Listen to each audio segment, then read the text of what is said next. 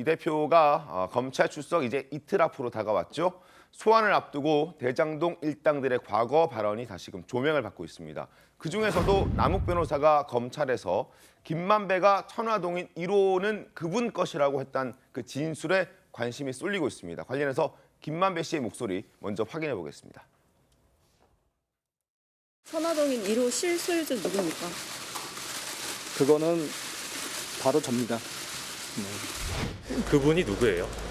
그 천화동인 1호는 의심할 여지 없이 그 화천대유 소속이고 화천대유는 제 개인 법인입니다. 김만배 씨는 줄곧 화천대유는 자신의 것이라고 얘기하고 있습니다. 그런데 유동규 전 본부장은 아니다라고 얘기를 합니다. 신문 보겠습니다. 조선일보입니다. 자, 유동규 전 본부장이 작년 9월부터 태도를 바꿔서 어떤 진술을 쭉 하고 있는 상황인데요. 신문을 보시면 일단 요 아래쪽에 끄트머리 쪽에 빨간색을 좀 잡아주시기 바라겠습니다. 자, 김만배 씨가 그분이라고 표현을 쓴 것은 이재명 시장을 뜻한다 이렇게 얘기합니다. 그게 맞다. 그리고 저와 정진상, 김용은 모두 김만배 씨보다 어리기 때문에 김만배 씨가 우리를 보고 그분이라고 부르지를 않는다. 그래서 그분이라고 얘기한 그분은 이재명 대표가 확실하다. 이런 입장을 밝혔습니다. 그리고 유동규 씨는 또 이런 얘기했습니다. 이재명 대표가 대장동 지분 약속을 알았는지에 대해서 당연히 정진상 씨가 이재명 시장에게 보고했다고 생각한다. 보고를 하지 않았다가 나중에 이 시장이 알게 되면 뒷감당을 어떻게 하겠느냐. 반드시 정진상 실장을 통해서 이재명 당시 시장, 지금의 이재명 민주당 대표도 알고 있었을 것이라는 것을 이야기했습니다. 그리고 김만배 씨가 자신의 지분을 늘려서 저희 정진상, 김용, 유동규에게 주기로 했던 것이라면서 김만배 씨가 정 씨에게 너네 지분 30% 정도 되니까 필요할 때 써라 이렇게 말했던 거 기억하시죠? 그때 정진상 씨가 뭐 저수지에 넣어둔 거죠라고 답했던 것도 보도가 된 바 있습니다. 이걸 김만배 씨를 통해서 유동규 전 본부장이 들었는데 저와 정진상, 김용 씨가 3분의 1씩 나누겠다고 한 것은 이건 형식적인 것일 뿐이다. 그렇게 나눠둔 것이다. 사실상 이건 이재명 시장이 쓰자고 하면 모두 갖다 줘야 하는 돈이다. 결국 이재명 시장을 위해서 모아둔 저수지에 모아둔 그런 돈이었다라는 게 유동규 전 본부장의 주장입니다만 그렇게 얘기를 하고 있습니다. 자, 검찰이 토요일 날 이재명 대표 불러서 조사하겠죠. 이 부분이 드러나야 될 텐데 윤희석 대변인 어떻게 보십니까? 이 부분 잘 드러나겠습니까? 글쎄요. 드러나면 좋은데 네. 일단 검찰 조사 자체가 토요일 날 진행이 되고 일요일까지 이렇게 이틀 연속 안 한다고 저는 들었거든요. 그렇게 네. 되면 조사 받을 수 있는 시간이 굉장히 줄고 그렇죠. 그렇게 따지면 물어볼 거는 많은데 과연 그분의 실체가 밝혀질 수 있을까 물리적으로 좀 어려워 보입니다. 그리고 지금까지 이재명 대표가 써왔던 방어 전술에 따르면 네. 계속 부인으로 일관할 것 같기 때문에 저건 재판 과정에서 드러날 상황이지 수사로 그렇게까지 확실하게 밝혀질까 좀 의문입니다. 알겠습니다. 좀 지켜봐야 된다는 이런 의견이신데 한민수 대변인께서는 어떻게 보십니까?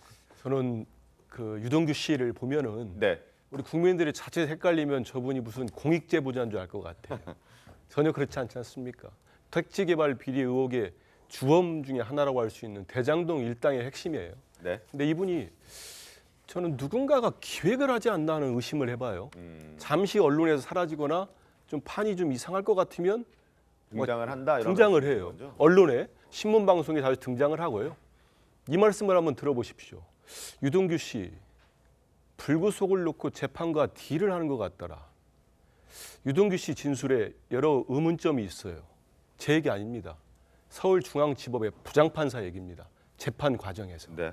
그래서 갑작스러운 진술 변화, 진술을 180도 바꿨어요. 네. 여기에 대해서 뭐 명확히 따져봐야 되고 저렇게까지 재판도 전에 저분의 인터뷰를 할지 일방적 진술이 나오면서 이재명 대표는 검찰에 가서 조사 받기도 전에 네. 이미 범죄자 프레임으로 가득하게 쌓여버렸습니다. 이건 정말 정치 검찰이라고 의심하지 않을 수밖에 없는, 할 수밖에 없는 것 같고요. 저 이번 지금 말씀하신 대로 천화동인 1호의 지분이 누구 거냐 그거 아니겠습니까? 네. 저는 많은 국민들께서 너무 양이 방대하기 때문에 다 보시지는 못할 텐데 이미 언론을 통해서 정영학 녹취록이라고 하는 현재의 검찰, 문재인 정부 검찰 두 검찰 모두 가장 강력한 물적 증거, 네. 물증이라고 인정하고 있는 정황학 녹취록이 1300페이지입니다.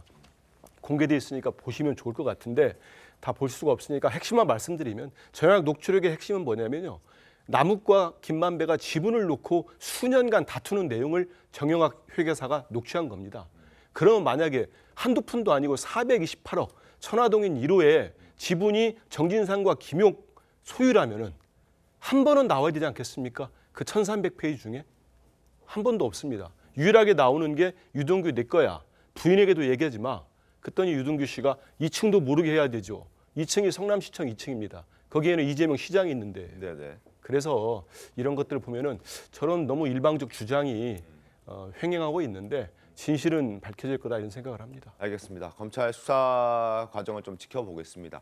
그런가 하면 이재명 대표의 측근들이 과거 이 대표의 정치적 치적을 만들기 위해서 굉장히 힘을 쓴 정황도 포착이 됐다고 합니다. 화면 보겠습니다.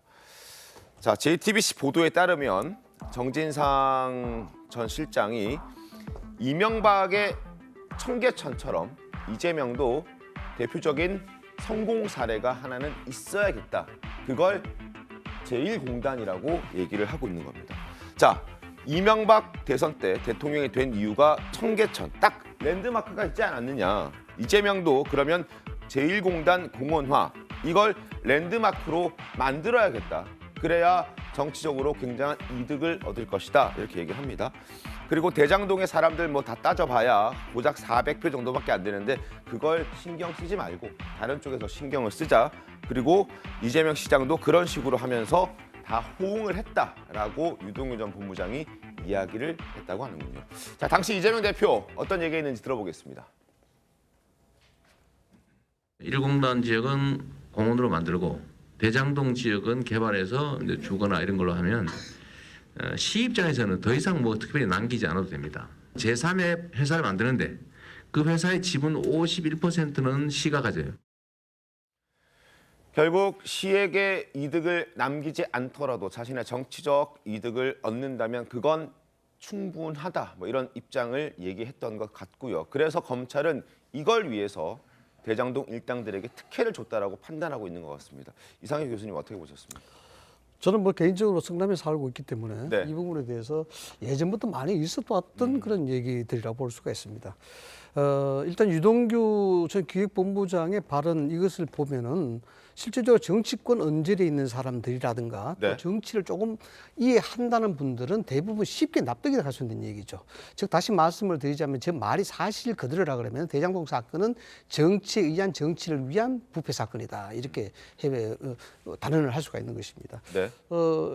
1터널에 대한 부분들이 사실 필요하죠. 네. 뭔가 랜드마크라는 것 아니겠습니까? 정치인들이 자기의 정치적 입지와 향후 행보를 위해서 뭔가 랜드마크를 만들어야 되고 그것이 브랜드로 간다. 네. 이것이 MB의 청계천과 유사한 어떤 형태가 필요하다. 충분히 일리는 얘기죠. 그런데 한 가지 진짜 중요한 것은 MB의 청계천은 일종의 스토리가 좀 있었습니다. 네. 주민들을 500개 이상 만난다든가 네.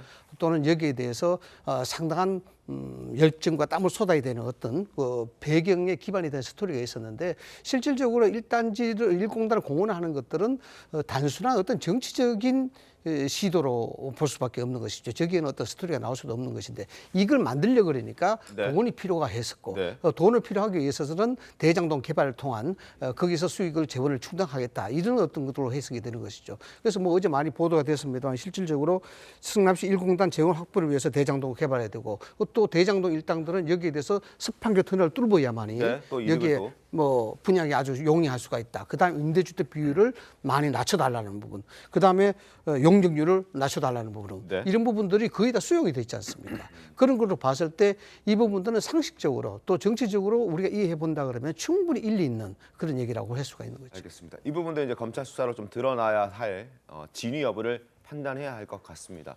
어쨌든 유동규 전 본부장의 어떤 발언들이 다시 한번 조명을 받고 있다는 부분을 말씀드렸습니다. 그리고 이재명 대표는 어제 철험의 의원들과 오찬을 했습니다. 그 모습 잠깐 보겠습니다. 대표님 안에서 어떤 얘기랑 나누셨습니까? 밥 잘 먹고 갑니다. 안에서 검찰 수사 관련된 얘기도 하셨나요? 28일 이후에 새벽 조사 받으실 계획 있으세요? 민주당이 조금 더 강하게 해달라는 그런 설문심에 대해서도 드렸습니다. 이번에 철험희 의원님도 같이 가시는 건가요? 아니면 대표님은 쉬는 날 본인이 가시겠다고 하셨고 저희는 그걸 존중합니다. 검찰이 울트라 검찰공화국을 만들어서 실은 굉장히 편파적인 활동을 하고 있는 거잖아요. 자, 지금 민병덕 의원의 얘기처럼 오찬 자리에서 민병덕 의원은 설 민심을 전달했다라고 얘기를 하고 있습니다. 관련해 신문 보겠습니다. 자, 이재명 대표 어제 강경파인 철험회를 만나서 오찬을 함께했습니다. 10여 명이 참석했다고 하는데 더 강하게 나가라고 요청을 했다고 하는군요. 그리고 설 민심을 전달했다고 하는데 그런 내용들입니다. 검찰의 편파적 활동에 민주당 당원들과 당원이 아닌 사람들까지 많은 말을 한다. 위기의 민주주의가 되는 상황에서 민주당이 역할을 해달라는 이야기가 많이 있다. 이런 얘기를 전했고 그리고 이 얘기를 들은 이재명 대표는 고개를 끄덕끄덕하면서 받아들였다는 얘기를 전해왔습니다. 자, 검찰 출석을 사흘 앞두고 철험회를 만났다는 게 어떤 의미인지 한번 여쭤보겠습니다. 하민수 대변인 어떻습니까? 어떤 목적으로 만났습니까? 많은 기자들이 저한테 묻습니다. 네. 근데 저도 알고 뭐 익히 다들 아실 텐데 그 당대표 일정이 네. 뭐 소환이 나가기로 했으니까 철험회를 만나자 그렇게 잡지 않습니다. 선후 관계는 뭐 다를 수 있겠죠. 그렇습니다. 네. 다르고요. 왜냐하면 오늘 이제 전북 지역 또 지방 국민 속으로 이제 경청 투어를 가시는데 그런 일정도 상당히 오래전부터 잡히거든요. 네. 해당 지역에서도 준비를 해야 되기 때문에 철험회 의원의 한 분한테 제가 직접 물어봤습니다. 이거 언제 잡혔습니까? 상당히 오래됐다고 하더라고요. 그리고 대표가 지금 철험회라고 하는 철험회 의원들뿐만 아니고 네. 여러 뭐 다선 의원들, 당의 원로들이랄지 이렇게 두루두루 계속 뭐 이거는 뭐 검찰 수사와 관계없이 쭉 만나왔기 때문에 이게 어떤 저분들의 강성 이미지를 듣고 그걸 뭐 수용하기 위해서 만났다. 그거는 약간 뭐 정치적이거나 억지 주장인 것 같고요. 네. 그리고 저기 여러 당내 의견들이 있습니다. 네네. 당장 어제만 해도 최고위원회에서도 당대표 뭐 지금도 이미 출석하겠다고 했는데 어느 지도부에서는 지금도 불출석이 낫지 않겠느냐 예. 이런 의견까지 내거든요. 그렇기 때문에 대표는 여러 의견을 듣고 판단하는 거고 뭐 의원들 중에는 여전히 토요일 날 같이 가고 싶어하는 동행하고 싶은 의원들이 있는데 대표의 의지는 확실합니다. 어제 네. 회의 때도 비공개 때도 두세 차례 말씀하셨는데 더 이상 거론 안 했으면 좋겠다. 이건 내 국민들께 얘기한 거고 그러니 나하고 변호인 나 둘만 가겠다. 이런 의지를 또 밝히셨습니다. 알겠습니다. 그럼 뭐 국민의힘의 생각이 좀 다를 수도 있을 것 같은데 어떻습니까? 뭐 단순하게 그냥 만난 것 같지는 않죠. 네. 이렇게 이제 본인을 극렬하게 지지하는 의원들, 지지자들하고 같이 만나서 뭔가 얘기를 했다는 것 자체가 검찰 출석을 앞둔 이재명 대표 입장에서는 뭔가 좀 든든해지는 거, 또 여론을 조금 더 본인 쪽으로 끌어들이는 거, 뭐 이런 효과를 내려고 한 거라고 볼 수는 있는데 네. 이제 민병덕의 한 얘기 보면 위기의 민주주의, 뭐 민주주의가 위기다 이 얘기하지 않습니까? 네. 어떤 민주주의가 위기인지를 저는 모르겠어요. 검찰에서 혐의를 잡아서 그 대상자를 피의자로 지정을 해서 소환을 한다. 네. 그 과정이 어떤 민주주의의 위기 상황이 발생되느냐. 무엇 때문에 자꾸만 저렇게 위기고 뭐 검찰 독재고 이런 얘기를 하는가. 거기에 대해서는 아무 얘기가 없고요. 그냥 이 상황 자체가 민주주의 위기라는 거예요. 그러면 이재명 대표 자체가 민주주의를 상징하는 사람인 거냐? 이재명 대표가 예를 들어서 의혹을 받고 있는데 검찰에 소환되면 그것이 위기냐? 저는 그 질문을 하고 싶고 이런 효과를 얻으면서 지지층을 또 자극하고 정쟁을 부추기는 이 상황은 대단히 부적절하다. 이렇게 말씀드리겠습니다. 알겠습니다. 자, 이재명 대표 홀로 출석해서 검찰 수사를 받겠다고 이미 많이들 알고 있을 겁니다. 하지만 당내에서는 여전히 불출석해라 혹은 묵비권을 행사해라 이런 조언들까지 나오고 있다고 합니다. 정청래 의원과 박주민 의원의 얘기 들어보겠습니다. 이재명 죽이기 결정된 거 아닙니까? 이미 답정로 기소라면 왜 수사를 하고 왜 조사를 받아야 합니까? 이재명 대표는 28일 굳이 검찰에 출석할 필요가 있을까? 불출석을 심각하게 고려하시기 바랍니다. 저는 기본적으로 묵비하라고 말씀드릴 것 같아요. 묵비가 기본입니다. 검찰에서도 진술 다 열심히 하고 할 필요가 없습니다. 어차피 재판에서 다시 하는 거니까요. 무슨 말만 하면 다 언론 보도가 되잖아요. 아라고 하면 뭐 아라고 보도가 될 거고. 그래서 묵비하는 게 훨씬 낫죠. 자, 저렇게 조은하는 민주당 의원들이 아직은 있는 것 같습니다. 어떻게 보셨습니까, 김진진 변호사님? 네, 뭐 묵비권이랑 뭐 어쨌든 헌법이 보장하는 피의자의 네. 권리니까 당연히 행사할 수 있고요. 뭐 불출석하셔도 되죠. 근데 뭐 불출석하시게 되면 아마 이제 수사에 협조하지 않은 걸로 뭐 체포 이제 영장이 나갈 수도 있고 한 상황인데 저는 여기서 좀 한 가지 지적하고 싶은 게 왜 자꾸 이렇게 검찰 수사에만 네. 이렇게 포커스를 맞추고 있는지 이게 좀 약간 의아하고 좀 안타깝습니다. 왜냐하면 이게 결국에는 사법부의 벽을 넘어야 되거든요. 근데 네. 그 사법부의 벽을 넘어야 되는 사람은 이재명 대표뿐만 아니라 검찰도 넘어야 됩니다. 검찰은 수사와 기소의 주체지 네. 재판을 하는 주체가 아니거든요. 근데 지금 마치 이제 야당이 지금 대응하는 이런 총공세를 펼치는 이 내용들을 보면 네. 마치 검찰이 거의 판단자인 것 같은 이런 모습을 지금 보이고 있거든요. 오히려 지금 이제 검찰 수사에는 뭐 성실하게 협조를 하고 네. 뭐 어제 이제 정성호 의원이 뭐 인터뷰를 한 내용도 보면 이재명 대표 본인의 어떤 형사적인 책임 문제 아닙니까? 이 부분은 본인 개인이 성실하게 협조를 하고 나중에 정말 사법부에 가서 무죄를 자신한다고 한다면 네. 뭐 쉽진 않을 것 같지만 정말 사법부가 최종적으로 판단하는 기관이고 또 사법부에서는 일단 형사재판이라는 거는 검찰도 하나의 주체가 되고 또 피고인 그리고 법 그다음에 판사 이 삼각 이 세 주체가 이제 어떤 공방을 주고받는 게 이제 형사재판이거든요. 그리고 굉장히 투명하게 진행되기 때문에 오히려 이 안에서 철저하게 좀 무죄를 주장한다면 다투는 게 맞습니다. 그래서 뭐 예를 들어 조금 설명을 드리면 뭐 공소장이나 어떤 예를 들어 피의자 신문 조서가 를 수사기관에서 냈다. 이거를 공소장은 그럴 수 없지만 피의자 신문 조서 같은 경우에 본인이 부동의하면 이거 형사공판에서 다시 해야 되는 상황입니다. 그렇기 때문에 얼마든지 본인이 어떤 주장을 사법부에서 충분히 할 수 있기 때문에 사법부에 가서 다투는 쪽으로 좀 방향을 잡는 게 맞지 않나 좀 그런 생각이 듭니다. 네. 뭐 우리 변호사님께서 법리적인 부분을 설명을 했습니다만은 이 부분은 뭐 쉽게 이야기하자면 이렇게 보셔야 될 것 같습니다. 지금 이재명 대표는 크게는 정치, 작게는 당.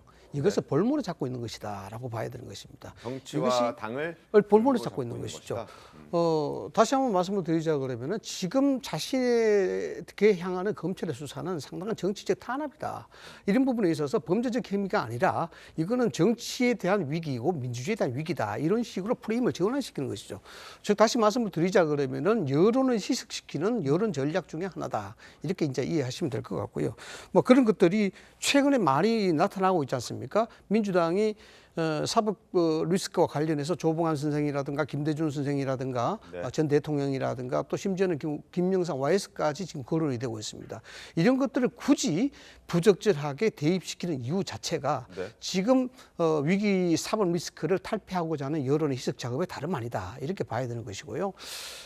처음처럼 이 모임에 네. 나타나서 일부 언론에 보도된 바에는 좀 색다른 얘기가 하나 있더라고요. 보면 한 배석자가 내년 총선 당 지지도 하락, 차기 총선 전략 부재에 대한 위기감을 공유를 했다.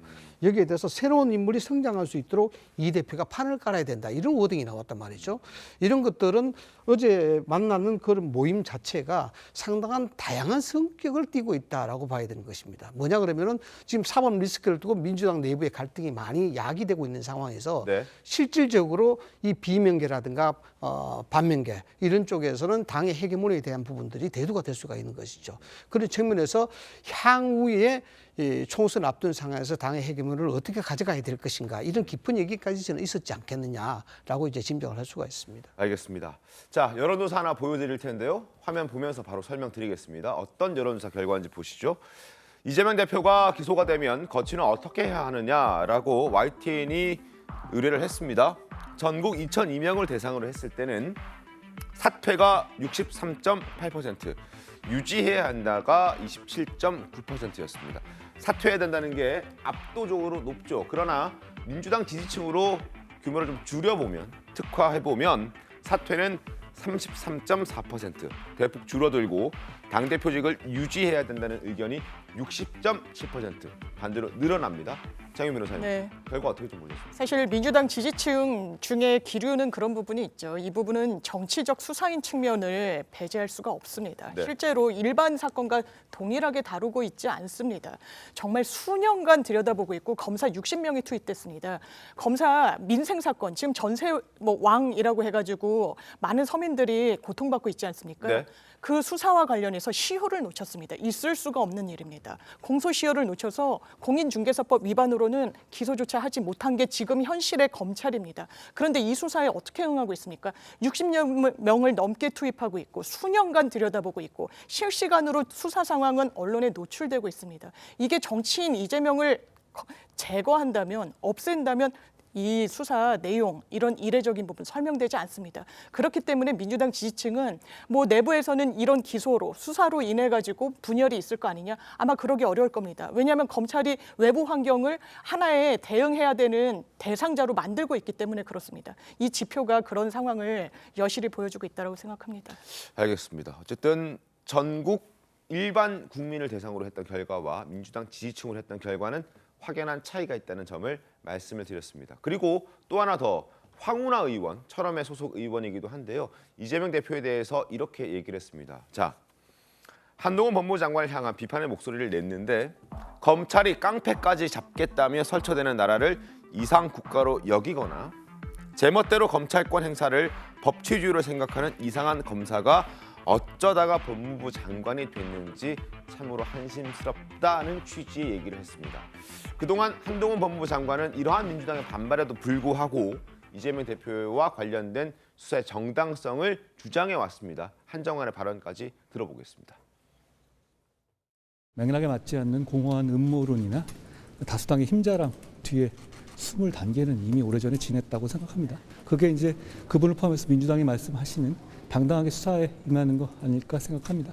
저는 질문을 받고 상식과 사실만을 말한 것뿐입니다. 자기들은 범죄 수사를 방해하기 위해서 거짓말하고 좌표 찍어서 선동하는데 도대체 누가 그분들에게 거짓말하고 선동해도 절대 비판도 안 받을 특권을 줬는지 의문이네요. 무엇보다 범죄 혐의 개수가 많은 게 검찰 탓은 아니지 않습니까? 저는 민주당이 이번 범죄인 송환에 대해서 왜 이렇게 예민하게 생각하고 그리고 어떻게든 트집을 잡아보려고 하는지 잘 이해가 안 갑니다. 국민들께서 진짜로 궁금해하시는 거는 민주당이 말씀하시는 깡패 잡아오는 배후가 아니라 깡패 배후일 거라고 저는 생각합니다. 자, 앞서 이상희 교수께서 크게는 정치, 작게는 당을 볼모로 잡고 있다 이렇게 표현해 주셨는데 어찌됐든 지금 그 같은 결로서 황운하 의원이 철험의 소속 황운하 의원이 한동훈 법무부 장관을 향한 비판의 목소리를 내고 있는 듯 보입니다. 윤희석 대변인 어떻게 보셨습니까? 황운하 의원이 그냥 일반적인 민주당의 국회의원이면은 저런 식으로 얘기할 수도 있다고 봐요. 다만 표현이 굉장히 세죠. 네. 검찰이 깡패를 잡겠다는 게 그러면서 설쳐댄다. 그리고 법치주의로 생각하는 게 제멋대로 검찰권 행사다. 근데 잘 보면 이분이 경찰 출신이잖아요. 네. 더군다나 지난번 울산시장 선거 관련해서 개입했었던 의혹 관련한 이 수사를 지휘했던 당시에 경찰 울산에서의 네. 울산지방경찰청장이었는데 결론적으로는 본인이 몸담았었던 경찰과 또 그 어떤 면에서 보면은 경쟁할 수밖에 없는 그런 검찰과의 갈등을 정치적으로 또 해석을 하는 거예요. 또 경찰, 검찰 간의 갈등과 관련한 얘기를 또 끌어오는 겁니다. 그러면 여기서 메시지가 막 애매하게 되죠. 네. 경찰을 위해서 얘기하는 건지 이재명 대표를 위해서 얘기하는 건지 결론적으로는 뭐냐면은 국가가 가지고 있는 어떤 이 법치주의와 관련한 행정기관의 권한 행사, 네. 검찰권 행사 이 전반을 부정하고 있는 거예요. 그렇다면 과연 국회의원으로서의 어떤 정당한 직무 수행으로 볼 수 있느냐? 국민들에게 굉장히 이상한 메시지를 줄 수밖에 없는 발언이라고 저는 봅니다. 알겠습니다. 자, 그리고 검찰 출석을 앞둔 이재명 대표, 민생을 연결고리로 윤석열 정부에 대한 공세를 강화하고 있습니다. 반면 국민의힘은 기소 불안감에 돈 살포하는 포퓰리즘이라고 비판을 하고 있습니다. 목소리 들어보겠습니다. 국가가 대체 왜 있는 것이냐, 정부는 왜 있는가라고 하는 우리 국민들의 주권자의 물음에 답할 때라고 생각합니다. 국민들께서 난방비 폭탄을 맞고 계십니다. 저희 집에도 깜짝 놀라서 이게 잘못 계산된 건가 이런 생각을 할 정도였습니다. 다른 나라들이 다 이미 만들어 시행하고 있는 횡재세도 제도적으로 확실하게 도입하는 것을 검토해 볼 필요가 있겠다는 생각이 듭니다. 망국적 포퓰리즘으로 일관하던 못된 습관을 버리지 못한 채 새해 벽두부터 30조 원의 국민 혈세를 투입하는, 그것도 추경까지 해야 하는 돈 살포 프로젝트를 들고 나왔습니다. 이재명 방탄에 국민 혈세까지 투입하려 하고 있으니 민주당의 기이한 행태에 국민들께서는 혀를 내두를 지경입니다. 한민수 대변인님 어떻게 좀 들으셨습니까? 저 보면 좀 이상하지 않습니까? 여야 바뀐 것 같지요. 여당이 민생 살리겠다고 대규모 추경을, 역대 정부 다 그랬습니다. 추경 편성하자. 원래 여당이 그렇게 하는 거예요. 정부 여당이에요. 빨리 어려운 사람들 돕자 하면은 야당이 뭐하냐, 포퓰리즘이냐, 이게 뭐 하는 거냐 이렇게 비판하거든요. 정반대죠. 저는 국민의힘 도저히 정말 이해 못하겠어요. 왜냐하면 집권 여당의 태도가 아닙니다. 지난 연말에 예산안도 그랬고 본인들이 준예산 가자고 하는 데가 어디 있습니까? 예산 협의도 안 했는데. 저는 정말 민생, 경제, 외교, 안보 그 외에 무슨 생각을 하는지 모르겠어요. 하나 있군요. 저기 당권, 당내 개입하는 거, 당무 개입 하나 있는데 그거 말고는 이해를 못 하겠어요. 그래서 아니 민생 프로젝트에서 지금 난방비 때문에 모든 공공요금 폭탄 때문에 빨리 좀 챙기자. 민생 경제 회복 프로젝트 하자면 뭐라고 하는 줄 아십니까? 지금 김석기 사무총장은 그것까지는 얘기 안 했는데요. 다른 지도부는 그래요. 이재명 방탄이다. 그게 말이 됩니까? 우리 국민들 다 눈과 귀가 있고 판단을 하시는데 그게 말이 됩니까? 왜 그 이재명 방탄입니까? 이재명 대표 수사받겠다고 변호인만 대동하고 하겠다는데 지금 방탄하고 있습니까? 그래서 정치와 수사 좀 분리하시고 너무 뭉뚱그려가지고 정치 공세하면은 이거는 야당도 저렇게 안 해요. 아무리 소수 야당도 그렇게 안 하거든요. 집권당이 집권당 본연의 모습을 찾으면 좋겠다. 그리고 딱 한 말씀만 더 드리면 민주주의 위기가 뭐냐? 당내 민주주의는 좀 이따 말씀 더 하고요. 뭐냐? 법의 잣대가 다르기 때문에 그렇습니다. 법과 원칙은 같아야 되는 거예요. 이재명 대표, 전 정권, 야당 인사 탈탈 텁니다. 그러면 적어도 제가 더 이상 얘기 않겠지만은 대통령 주변 분들, 김건희 여사 똑같이 수사하면은 저런 아까 같은 여론조사 결과 안 나옵니다. 그렇기 때문에 민주주의는 위기다 이렇게 생각합니다. 알겠습니다. 뭐 반박할 기회를 하나 드리겠습니다. 네, 뭐 민생이라는 부분에 있어서 여기에 거부할 사람이 아무도 없을 겁니다. 특히 정치권은 모든 것이 국민을 잘 살기 위한 것이 정치적 행위 아니겠습니까? 한 대변인께서는 민주당 입장에서 이야기를 하셨습니다만은 민생, 그렇죠. 1월 달에 민생 국회 해서 1월 달 개원했습니다. 임시국회. 그런데 뭐 전체 회의도 안 열렸습니다. 안 열리고 지금 해서 계속 여론의 비난을 받고 있지 않습니까? 그런 측면에서 본다 그러면은 이재명 대표의 이 민생 행보는 좀 뜬금없다라는 말씀을 좀 드려야 될 것 같고요. 그다음 두 번째는 이것입니다.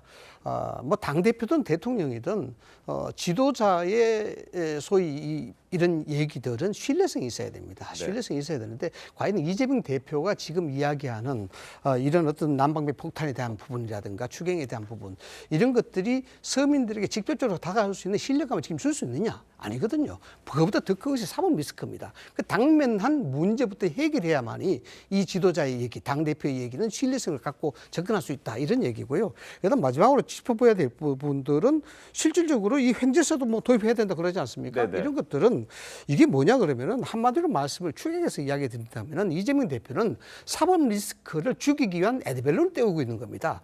그런 측면에서 신뢰성이 담보가 되지 않기 때문에 여당이 국민의힘에 있어서는 이것을 포퓰리즘이라고 공격하는 거예요. 그래서 정치가 국민들에게 신뢰받으려고 하면은 그것을 이야기하는 메신저 자체가 신뢰를 받아야 되는 겁니다. 지금 사법 리스크가 굉장히 심화되고 있는 상황에서 아무리 민생에 좋은 얘기를 한들 과연 이것이 신뢰를 담보할 수 있느냐 이 부분부터 먼저 고쳐 나가야 된다는 겁니다. 알겠습니다.